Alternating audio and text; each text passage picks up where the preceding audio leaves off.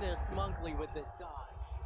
What a beautiful charge dash from Meldon to save that bastard. Is that bastard? Oh my god. Oh my god, this time. Meldon,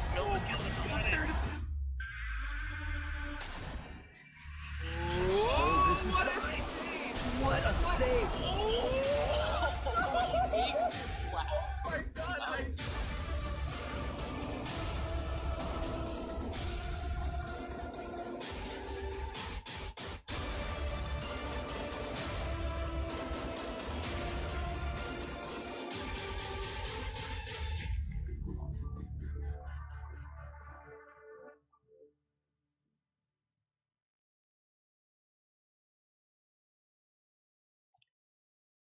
Good evening, everyone, and welcome to the 2018 Ori All Skills Tournament. My name is Vulgen, and it is a great honor to welcome you all back for the second year of Ori All Skills action on the Speed Gaming family of channels. I can hardly describe to you how excited our community is to bring you this tournament, so instead, let me give you some numbers. We have 71 entrants in this tournament from 17 countries around the world. We have 58 volunteers who have signed up to help produce these broadcasts for you, which we're hoping to set a new standard for tournaments on speed gaming. Now, before we get to the action, I want to start with a quick overview of the tournament format. We're going to follow a group stage and bracket format, but with a few twists. The group stage is a standard round robin with 4 or 5 people in each group. As you see, the Thornfelt Swamp group of 5. The bracket is partial double elimination, which means there's 2 rounds of double elimination play before the lower bracket players have to win back in. From the quarterfinals onwards, it's single elimination. Now, there's 2 twists to this. First, everybody is going to move on from the group stage to the bracket. So you might be asking, what is the point of the groups? Well, the lower half of all the group finishers are going to be seated directly into the lower bracket in the double elimination. So that means that you really want to be in those top 2 positions to give yourself the best chance to win the tournament. Now, all these details are available in our info document, tiny.cc/Ori2018, and the group and bracket standings can always be found in tiny.cc/Ori2018 standings. Okay, now let's talk about the matchups tonight. We have 3 awesome matches coming for you tonight with 6 runners, all of whom are new in this tournament compared to last one. The first up is going to be TheSparik versus Mad Insane, coming to you from the Thornfelt Swamp group. TheSparik is new to Ori, having just learned the game after AGDQ 2018, and Mad Insane has actually been around since December 2016, but their PBs are just 5 seconds apart. So this match is going to be awesome. You're going to get commentary from Sigma and Shed to guide you through the action. The second match is going to be between 2 totally brand new runners, Yoko and Sikinar, in the Lost Grove group. Both of these guys learned the game within the last week and a half, and they're both rapidly improving with PBs nearly every day, pretty much. We're really excited to see what they're capable of doing on the big stage, and we're going to have Fent and Richard joining you for that one. Finally, we're going to cap off the night with a bracket quality matchup between Covert Muffin and Rory Rye in the Kuro's Nest group. These are 2 runners who are incredibly experienced in Ori. They're both new to the tournament stage, but they're the 20th and 21st ranked Ori players in the world. So this is going to be extremely hype. I'm going to be really looking forward to this, and I'm going to join my good friend Grimelios to bring you that cast later on tonight. Please stick around. All of the group stage matches are going to be happening right here on Speed Gaming along with the bracket matches. So make sure you follow Speed Gaming and Speed Gaming 2 through 4 to be able to catch all the action. The match schedule will always be able to be found at tiny.cc/Ori2018 schedule. And you can get all those links by typing !Ori in the chat anytime. All right, guys, that's enough of me talking. Let's go ahead and bring in Sigma and Shed, and let's get ready for TheSparik versus Mad Insane. Guys, take it away. Thanks, Vula, for that awesome introduction. I'm Sigma. I'm so excited to be bringing you the first match of the Ori All Skills Tournament 2018. I'm joined today by Shed. How's it going, buddy? It's going absolutely incredible. I have been waiting for this tournament since the end of the last one last year, and oh my gosh, the hype is through the roof right now. Yeah, this is going to be amazing, and we're starting off with an absolutely crazy good match here. As Vula said, TheSparik and Mad Insane's PBs are only 5 seconds apart. I think maybe the two closest players by leaderboard time we have in the groups are definitely close to that. Yeah, absolutely. They are right next to each other on the leaderboards. Yep, so we got a little bit of an introduction from Vula, but just to bring these runners to you a little bit, Mad Insane has been around the Ori community for a fair bit longer. He started doing runs, last year, and he started with any percent and has done a whole bunch of randomizer play. Kind of just picked up all skills, I think more so for the tournament, but he's done a fair number of runs of it, so he knows his way around the route. And the randomizer experience is great for letting you adapt to different things. And on the other hand, we have TheSparik, who I'll let you talk about a bit. Sure. TheSparik is a comparatively very new runner. He started running just 3 weeks ago and has been improving insanely quickly since then. In fact, actually, TheSparik told us that he PB'd today by about 16 seconds. So he's been improving especially quickly and has been working very hard to perform in this tournament. Man, that's awesome. And making sure that our stats screen is already inaccurate. Perfect. There you have it. So, yeah, as you can see, both players on keyboard and mouse. The difference between keyboard and mouse and controller is not too great. Generally speaking, keyboard mouse has a little bit of an advantage in terms of easy double bashing. We'll talk about this stuff as we get through the run. But you'll see a variety of input methods as we go through the tournament, but we're starting off with the same one. And we're just, queuing up the race, and we'll be underway pretty soon here. So I gotta ask you, Shed, what do you think we're going to see in this match? Who do you think is gonna win, and how do you think they're gonna do it? It's very tough to call. If I had to pick someone who I think would win, I would root for Mad Insane, just because he's got that little bit of extra experience. TheSparik is very new, might not know some of the backup strats for things that might happen here now and again, but yeah, anything could happen. These runners are so close. Yeah, it's very, very hard to call. I think I want to prefer Mad Insane just because, I think he might be able to handle the... I'm going to cut you off. We are about to start the race, so let's move it over to the race screen. Nice. Let's do it. And they are off. So at the start of the game here, all we can do is run and jump. You'll notice the players hopping a bunch as we go through glades. This is just to reduce your friction with the ground, basically. You're slightly faster when you're in the air, but it's not very significant. So you'll see kind of alternating run and jumps here, as both players pick up the first energy cell and make a save, taking them through the save tutorial. And then we'll be getting our first skill of the game right away here. That's Sign. Yep, Sign is a basic attack function, is all it is, lets you hurt enemies that are around you. But it is, of course, a skill, and it's necessary for progression.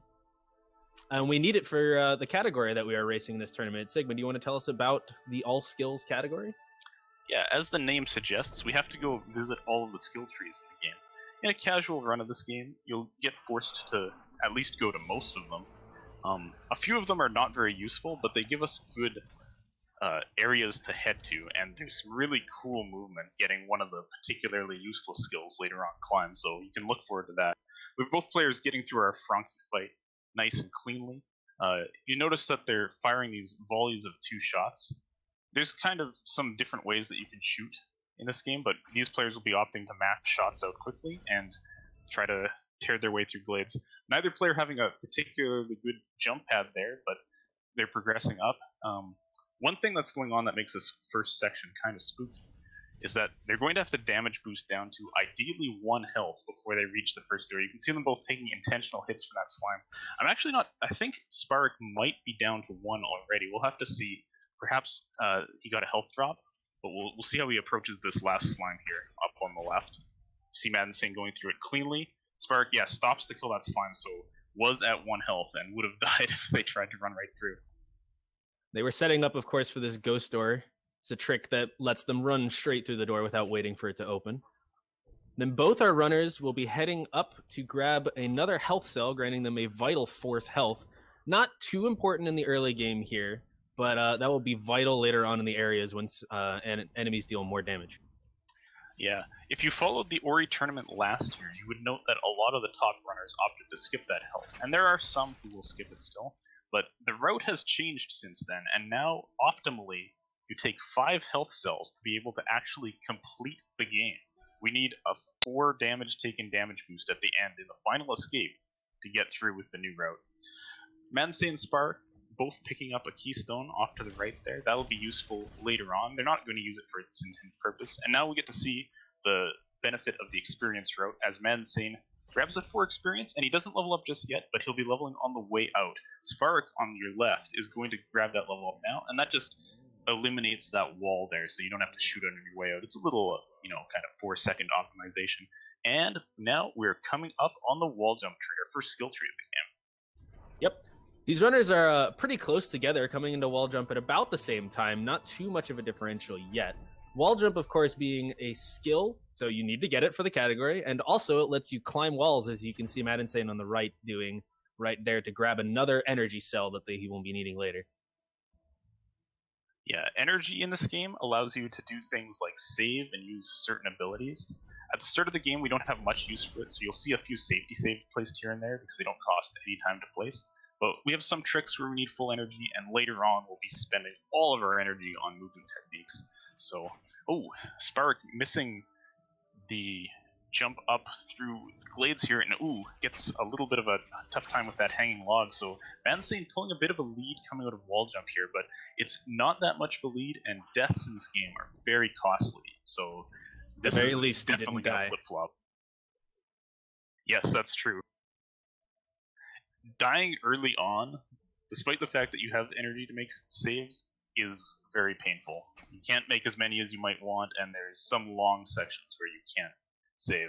So we have Mansei heading down to the new area in Ori DE, Blackroot Burrows, and this is going to lead to the dash skill. But first, we have a cool trick coming up as Mansei's screen. He's moving behind the menu here using a couple of tricky inputs. He's going to level up an ability as he enters the cutscene at the start of Blackroot, and then quickly reload the game. This is going to skip the cutscene. It's much faster than sitting there and watching. You'll see a lot of these exit and reloads throughout the run to get past cutscenes that are longer than the cost of going to the menu. Yeah, there's many of the cutscenes in this game can be skipped by one method or another, saving during the middle of it and doing that quit and reload. So you'll see that multiple times throughout the route. Mad Insane coming down here to grab this orb. This is just a progression item for the area, allowing us to get over to the dash tree. Yep. And we notice a little bit of a difference in how they're approaching their experience here. Mad Insane is going to grab this 100 experience orb and get a level up. TheSparik already got the level up because he's going to be killing a whole bunch of the slimes in this area. And these runners are going to be trying to get a platform cycle as they head out of here. Mad Insane did a quick exit and reload there to try to sync the cycle up to a bit faster. So we'll watch him as he gets past these lasers to see how it's going. TheSparik going for the same platform cycle. This is pretty tight here. We'll see how they manage to get it as Mad Insane comes up, and he catches his cycle nicely, so good job for him. TheSparik will watch this, jumping up these lasers here. This looks like a good laser cycle to me, and this should catch the nice platform cycle up top. So both getting the... Oh, actually, no. Just TheSparik missed it. Drops the cycle. It was close, very close. That'll cost him about 8 seconds. Increase Mad Insane's lead by just a slight bit here.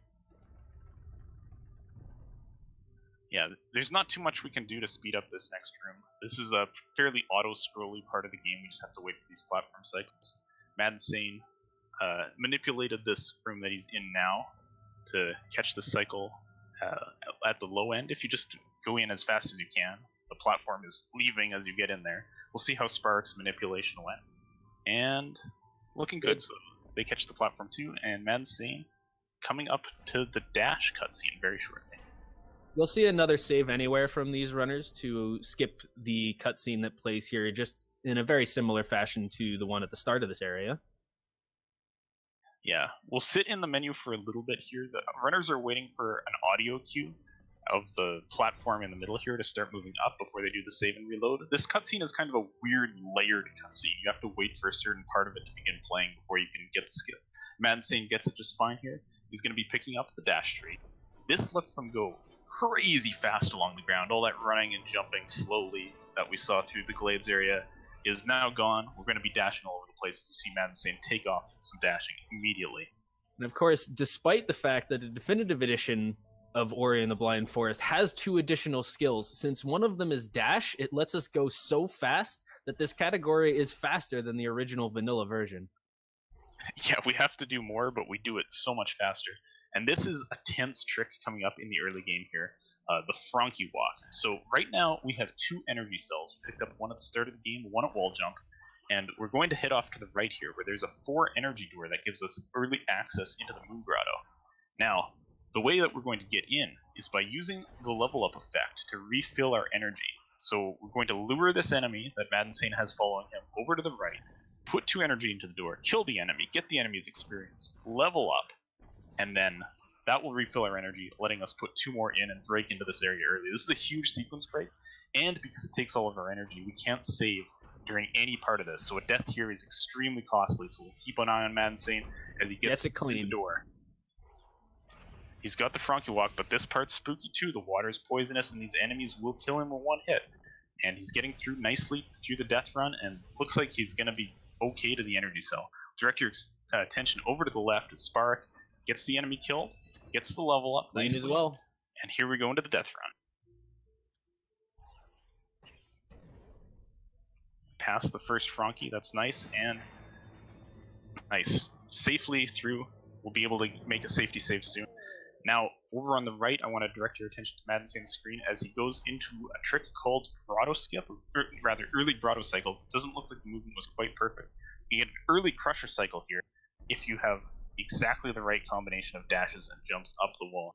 We'll see how it goes for TheSparik, if they can get it. This will be some vital catch-up time if he manages to get it here. That was so close. The movement was very good, but the last dash didn't quite ramp in the way they wanted, and they didn't manage to get it. Madden Sane going for another ghost door here, but looks like actually the save that was a good adaptation from Madden Sane. The save was late going off. He didn't die, which would have been a very, very tragic death. Instead, just kind of said, well, gets eaten by the Frankie there, and this is actually going to bring them a lot closer. TheSparik now only a couple seconds behind Mad, but those spikes, they hurt. And let's watch that again in the bottom right. Madden Sane, missed the dash button, got Frankie. Now that's Madden always Sane, a painful one. Oh no, TheSparik taking a death at the bottom as well. Oh gosh, this area is terrifying, but at least they waited till after they got their saves to get through here. See TheSparik on the left do a trick we call the blind movement. Madden Sane is just finishing up his version now. Looks like Madden Sane actually had some trouble with it, and his auto-save from the double jump tree put him in the poison wall in a death loop. So he had to go to a backup save, which is fortunately at the door, but that means TheSparik has taken the lead. Looks like they had a bit of a trouble with the blind movement as well, and the Frankie is now killing them repeatedly. Oh my gosh. Wow. TheSparik able to get out of it, fortunately, but that was rough. Madden Sane having some trouble getting back down to the double jump tree. Wow.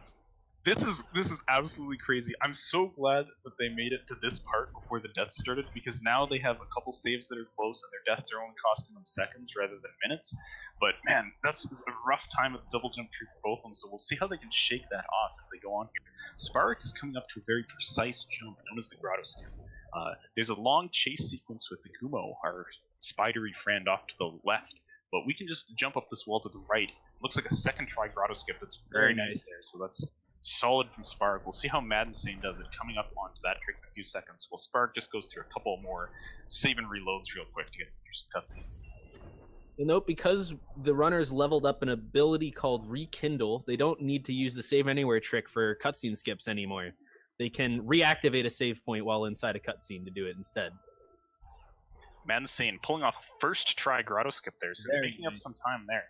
But TheSparik holding a few seconds of a lead, thanks to that mishap at double jump. I gotta commend Madden Sane though for having a great, adaptation to quickly realizing he was in a death loop and how to get out of it. TheSparik is off to pick up the water vein now. This is the key to the first dungeon, the Ginso tree. Yep, and we'll be heading right up there immediately. Mad having some trouble with the walls in this section, but he gets through it. And you'll notice he's also picking up an XP orb. That's because our XP routing is not done yet. It's not quite as precise as it was in the early game, but these runners will still be grabbing some XP orbs in order to get some level ups when they want them. Yeah, we do use experience. In addition to giving us a full energy refill for full health refill when you level up, gain an ability point as well. We've spent a couple of them to do cutscene skips and get abilities that we need. But most importantly, we're trying to farm up to Charge Dash later in the game, which we'll get to when we get it. You'll see why we get it when we get there. SpaRik coming up on a little tricky jump here. This one's not as tough as Grotto Skip. We'll see how this goes. Trying to get up to this cell, and having a little bit of trouble, but looks like they reset and got up there nicely. So this is, once again, picking up some ability cells that are a little bit out of our way because we want to get Charge Dash later. Madden's saying we'll see if his movement is clean through this section. Could make up a little bit of time with SpaRik, as SpaRik just is off to pick up Thornfelt Swamp Teleporter. We're grabbing these for later use. Yep, just a quick detour, speed up something a little bit later. Again, we'll get to it when we get to it later. But SpaRik is coming up on the Ginso tree. Many players' favorite area of the game. It's the first dungeon. It's very vertically oriented. You just got the double jump skill in the progression of the game, and it kind of puts it to the test almost immediately. Yeah, this dungeon can be very tricky. We're gonna see some, tight jumps through this first room to just grab the bottom of these platforms. Nice job on the first one from SpaRik. And we're going to go into the second room, which is based on these Beamer cycles here. We stole the name of this enemy from Metroid. They don't show up anywhere in the game but here, but hey, why not?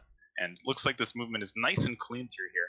Actually opting to wait for this cycle at the end, that's a good choice. You don't want to get hit by one of them and knock it down. Mansane now coming into Ginso as well.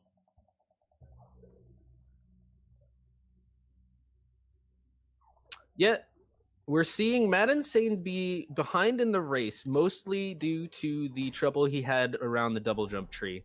But there is ample opportunity for him to catch up in this race.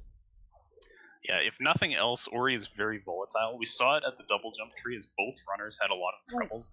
Oh no! Mansane getting hit by the Gamer and knocked down into space, but he made a great safety save just before that, so he's not going to get sent all the way back to the start of the Ginso tree. That's a good heads-up use of his energy here. It's not doing anything to help him go faster, so that'll be alright for him, and he's getting through there now. SpaRik is moving on to the mini-boss here. The goal here is to mash out shots as fast as you can, ideally getting this boss down in as few cycles as possible. This is one point of kind of minimal RNG in the run, where the boss appears is random, but the runners can look and see a one-frame tell that appears at the next location of the boss. So sometimes you'll see them move over in advance and start shooting them earlier. SpaRik looks like was just maybe one or two shots short of getting an earlier cycle there. We'll see how Madensane's boss goes as he gets to that.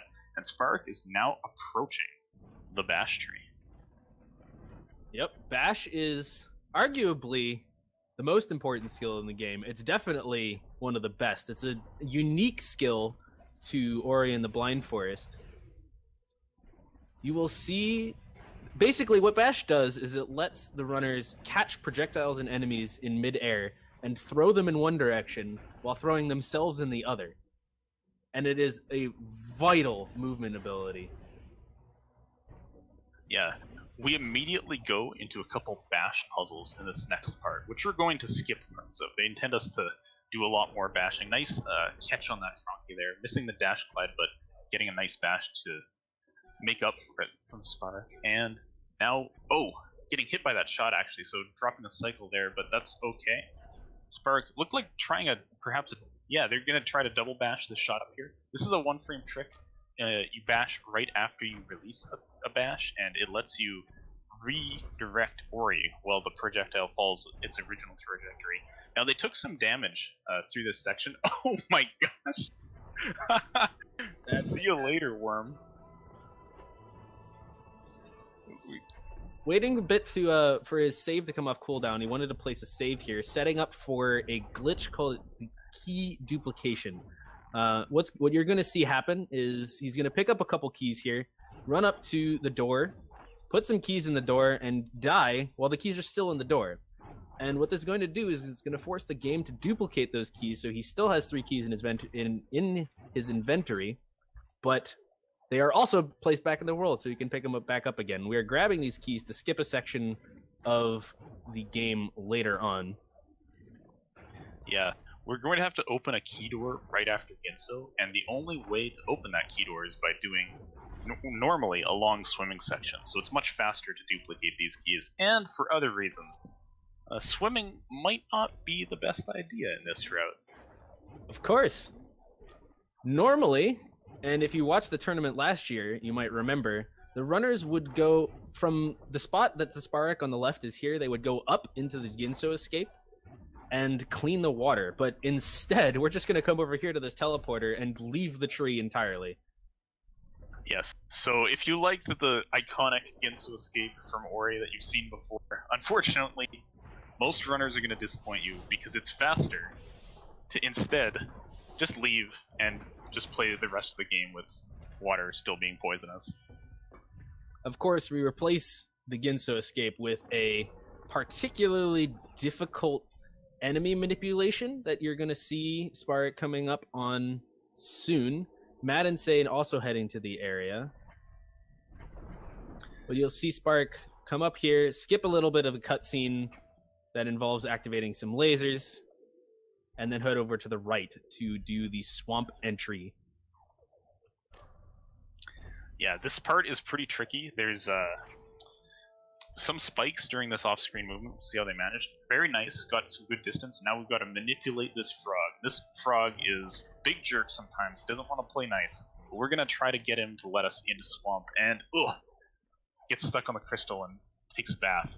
And TheSparik will just take a death to reset it, but this is giving Mad Insane some time to catch up here. Looks like we're going to be on swamp entry.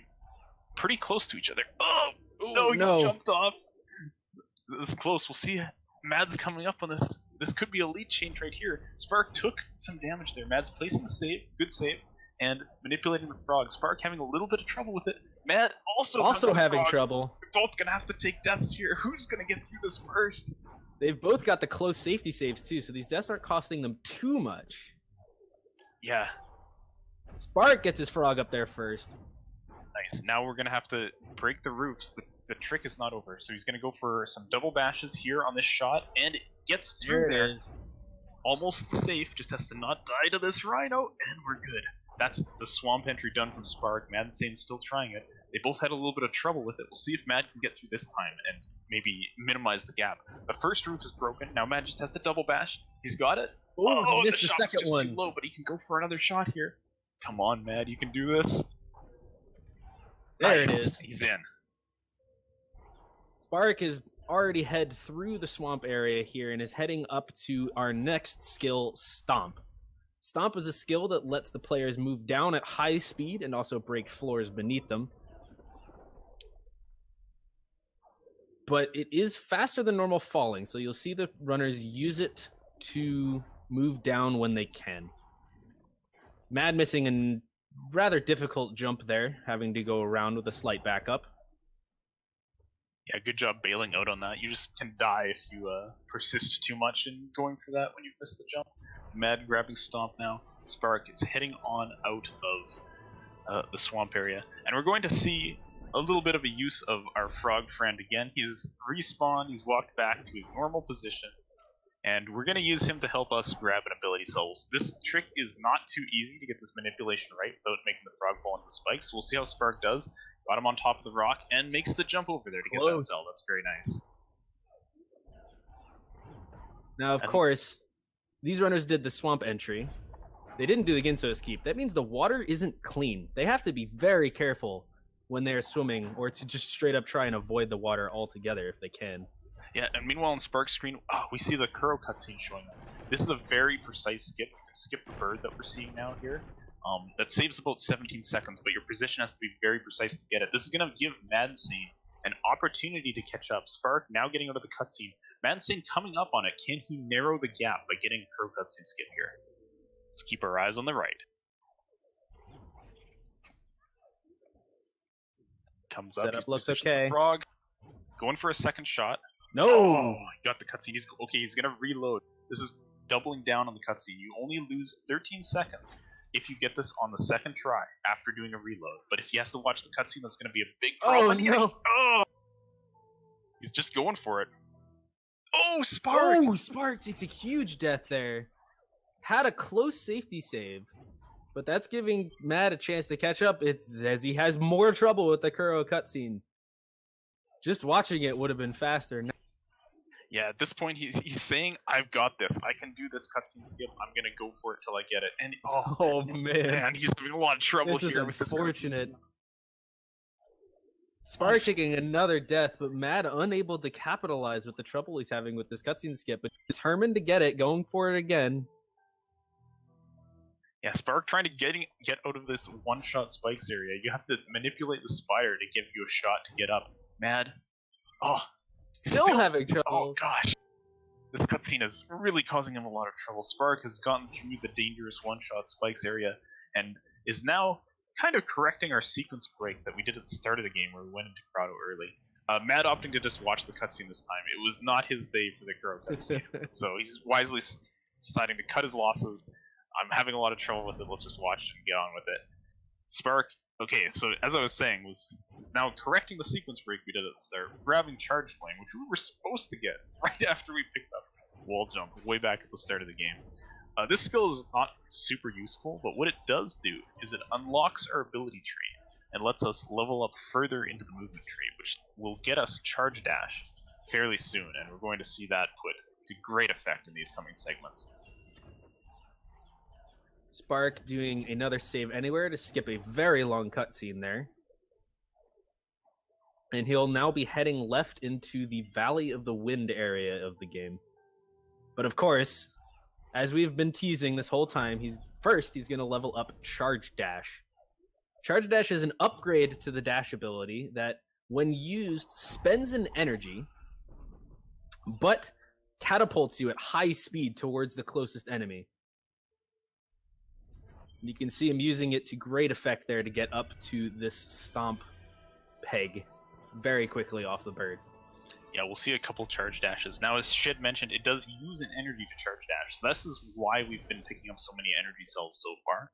But we can get our energy back if we interrupt the charge dash with either a bash on an enemy or a stomp. So you can see a couple charge dashes there into stomps, and Spark still has full energy. So when possible, runners will be trying to refund their charge dashes and only burn energy on them when absolutely necessary.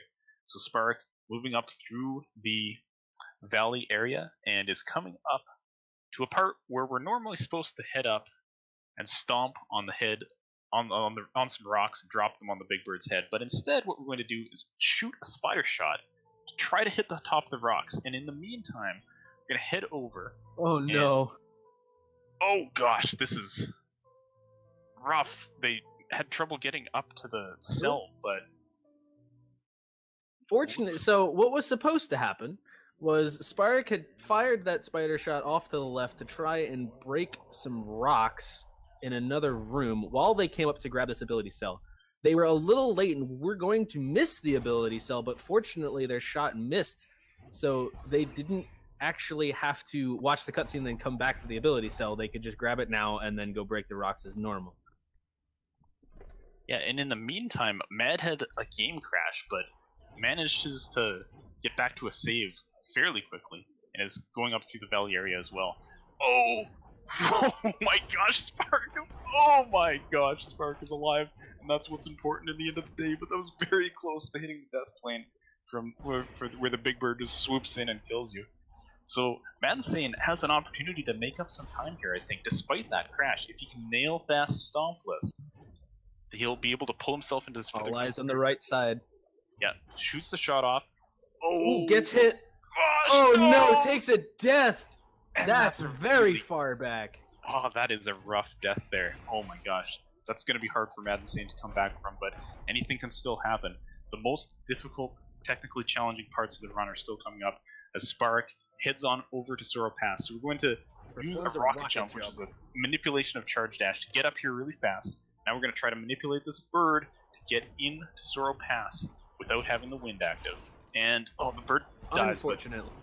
taking a couple tries on this trick is not odd. TheSparik has only been running for a few weeks and is putting on an amazing show in this race so far.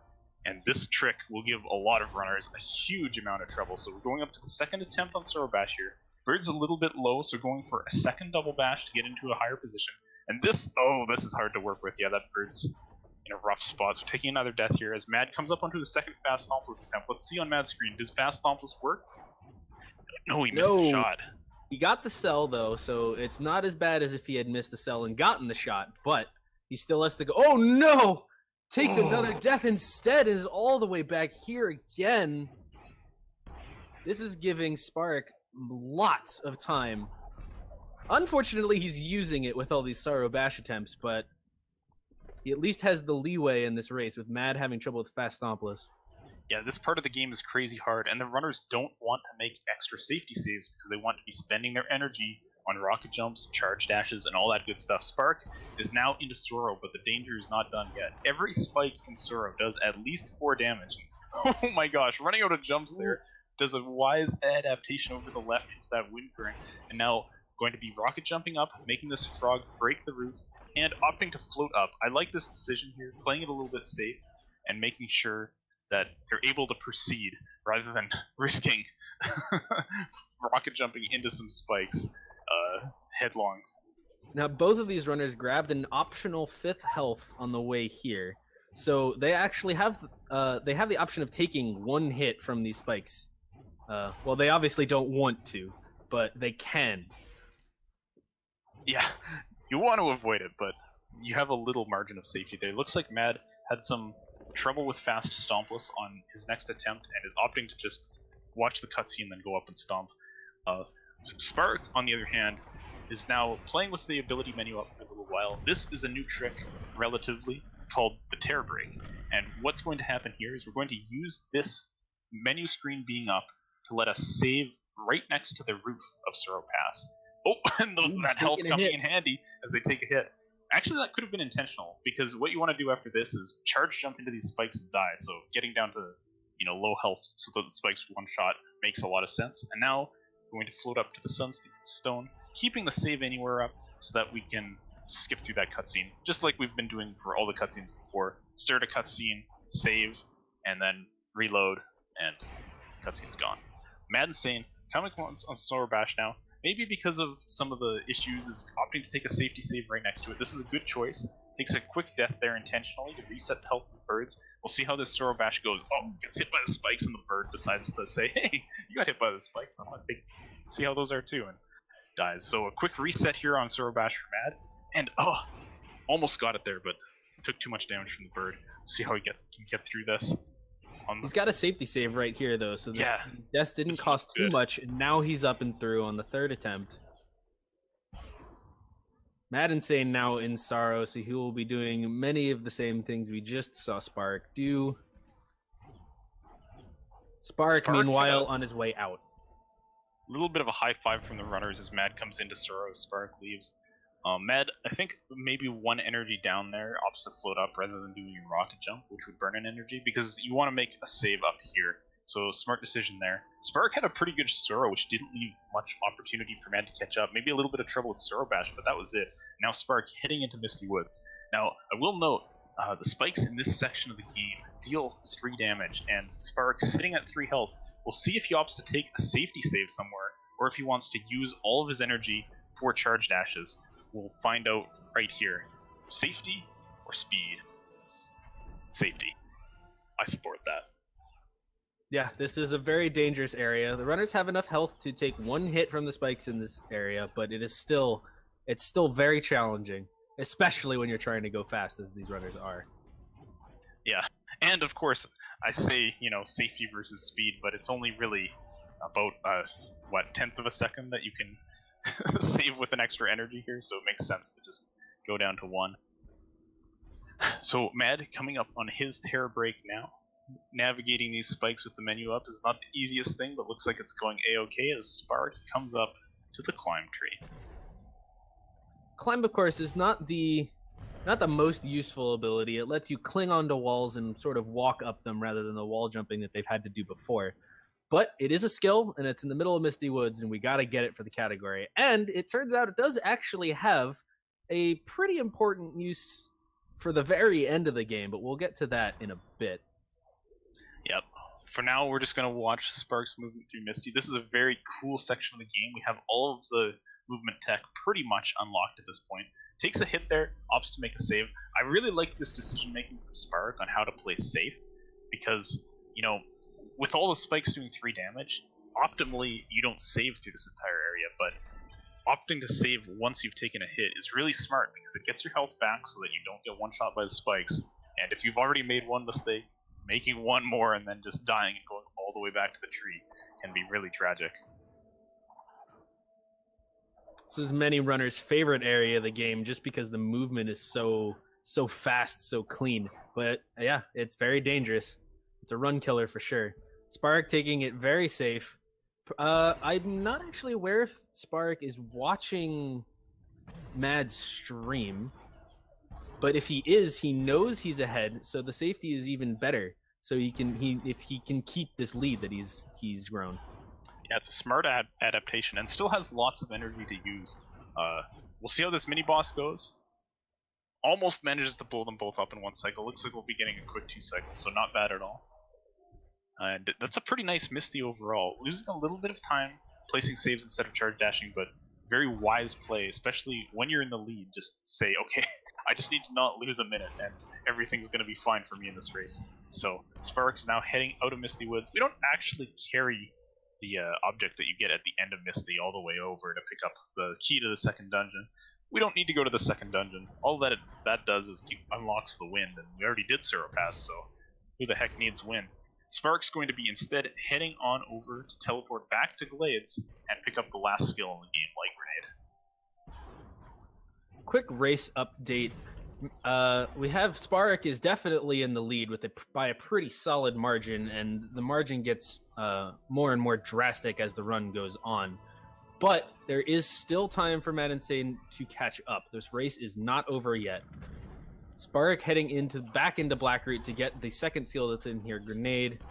Mad Insane just picked up Climb and is doing his back half of Misty. Anything could happen. TheSparik could take a couple deaths, who knows? Yeah, the end of the game is not easy by any stretch of the imagination. As we come into the final escape area as well, that can cost a lot of time because we haven't cleaned the water since we didn't do the end of the Ginso tree, so we have to deal with poison water in the escape. That's what we've been picking up health for, but we'll see how much health TheSparik opts to go for. I'm thinking perhaps, well, you know, in keeping with how they played Misty, might go for 6 to... I would not be surprised, no. Yeah. So Mad Insane, however, usually goes for 5. We'll have to see what he opts to do in this race. Yeah, I feel like he's going to stick to his guns, stick to 5 health. It's a little bit faster, it's just risky. Risk is what he needs right now if he wants to catch up. Yep.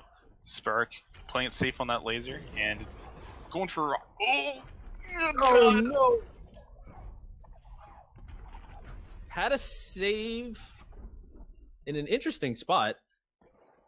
So didn't have to go all the way back to the tree. Trying again, gets it this time. Yep. Getting toasted by that laser was enough once for TheSparik, so now heading over to the Blackroot teleporter. This is going to take us back to the Swamp teleporter that we picked up earlier in the run, and that will be our path over to Ori. Grabbing this 6th health cell, that will give a little bit of margin of safety for the final escape, as Mad has finished up Misty and is heading over to grab Grenade himself. So TheSparik has a commanding lead coming into this final stretch here, but there are a few tricks that can cost a lot of time, so we'll have to keep our eyes out on how those go. Yeah, we've got a couple tricks coming up that are notoriously fickle. We'll be coming up on... Basically, there's a couple of one-frame tricks coming up on top of the difficulty of the final escape itself, including the poison water. There is still room for Mad Insane to catch up.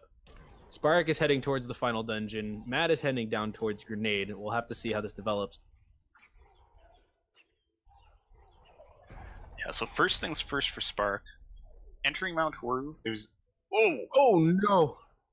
that's actually okay. That death sets Spark back a little bit, but still in the lead. That's the kind of thing that Mad Insane needs. A couple more of those, and he might be able to close the gap here. We'll see how Spark plays this going in to Horu once again. But coming up is a notorious trick after you've entered the last dungeon called Door Warp. This works by trying to leave the dungeon on the first frame that you load a file, and this just takes you to the end of the dungeon instead. Go figure. It's the entire thing.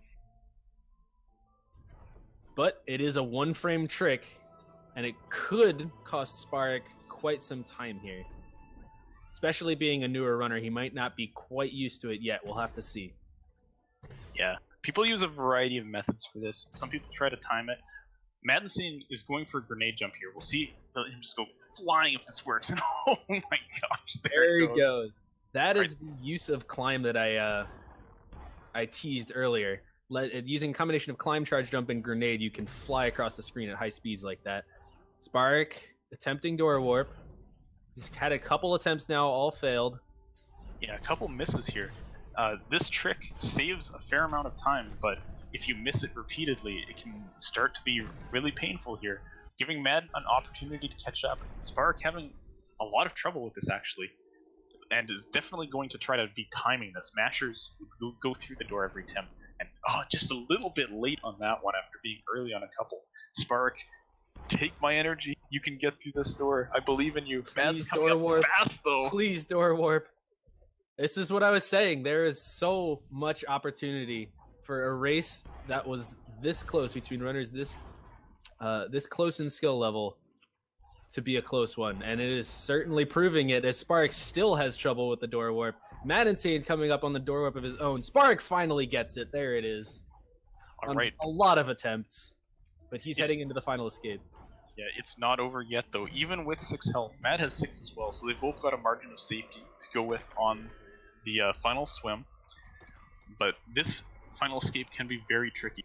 Mad did one grenade jump already that we saw leaving light grenade. There's one grenade jump in the escape, which propels you over half of the final cutscene and saves about 35 seconds. But if you miss it, there's a potential to soft lock and have to restart the escape completely.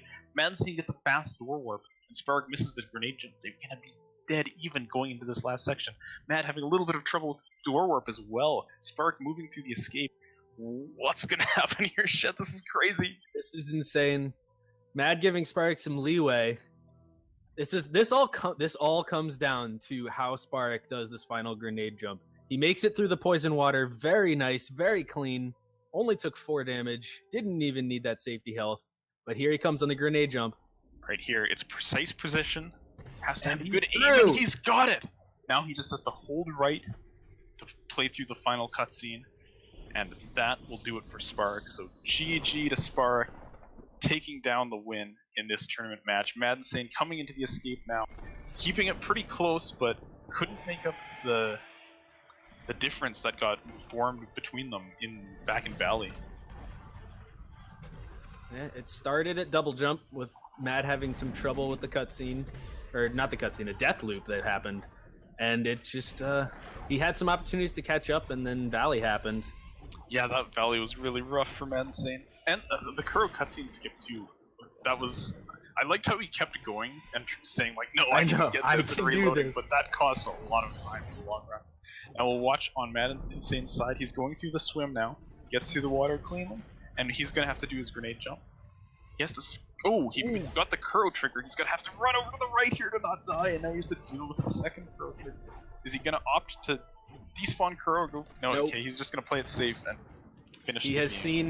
I think he's seen that TheSparik is finished and just said, might as well just finish the run. No need to be fancy and try and get the grenade jump in before Kuro comes and kills me. But yeah, that's not an easy thing to do by any means. But wow, that was a very exciting race to kick off the tournament with. Both players guessing till the end. TheSparik with a final time of 41 minutes, 10 seconds. Mad Insane finishing up not too long after. Wow. That was awesome. But we're definitely not done yet. We've got a couple more matches lined up for you tonight. And soon after this, we'll be heading over to watch Yoko versus Sikinar, which is going to be a cool match. These two runners are, as Vuligen said in the pre-show, like very new. They learned it in just the last couple of weeks, and they're going to be strutting their stuff and seeing who can take the other down in their first tournament race pretty shortly. Mad Insane just finishes with a 42 minutes 55 seconds, basically just the length of one final escape as the difference between these two runners. Very good race. GG to both. Yeah, nice job from both of them. Well played for sure.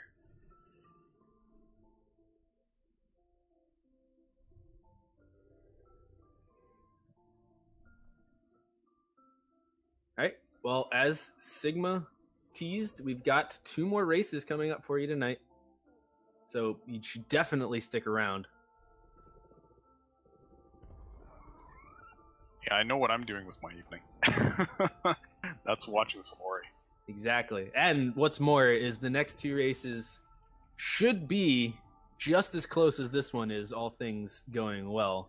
But as we can see on the group standings page here in the Thornfelt Swamp group, TheSparik advances to 1-0, Mad Insane drops to 0-1, but they will have more chances later on facing all the other runners in this group during the group stage to improve their records. Yeah, so just to talk a little bit about the tournament format once again, in case you missed the opening where Vuligen went through it. We're opening up with a few weeks of group stages where you just play a round robin with all players in your group, and then you get seeded into a bracket. Everybody gets through based on their record and their best time overall compared between groups. And then we play through a little bit of double elimination for a few weeks into some single elim best of 3s from the quarterfinals onwards. So there's going to be a lot of Ori action coming your way over the next few months, and I am so excited to be bringing all of it to you. Yeah, it's going to be fantastic. We have so much Ori to play.